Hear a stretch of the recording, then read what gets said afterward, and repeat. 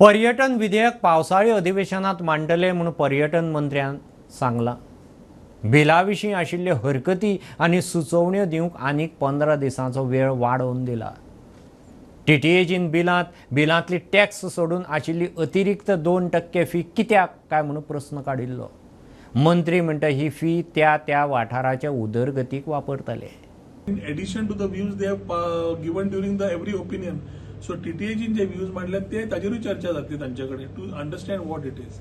परत 2% I will again repeat की तुम्ही as media also we should put it is a limit, it is not a fee. 2% is a limit which will be charged only on the tourism clusters identified.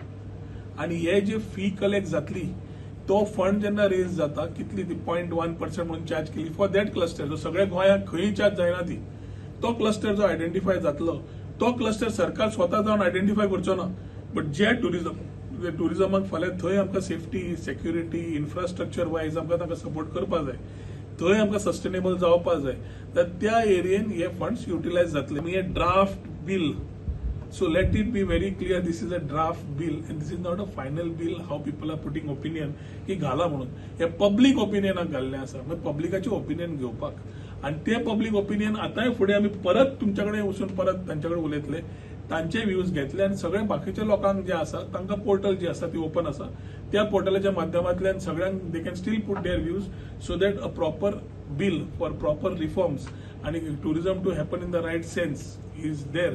हाच्या खातीर आमी जो प्रयत्न केला ताजेर ह्या 10 दिसांची ऍक्टिव्हिटी आसतली।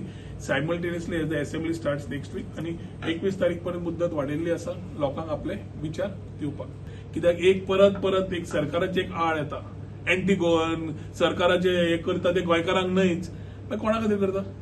म्हणजे तुम्ही दाखोवंक सोदता ते ऑपोजिशन की तुमकांच गोंयकाराचें पडलां? आमी पळयलां इन द पास्ट की कोणाक कितल्या गोंयकाराचें पडलां आनी गोंयकारपणाचें पडलां।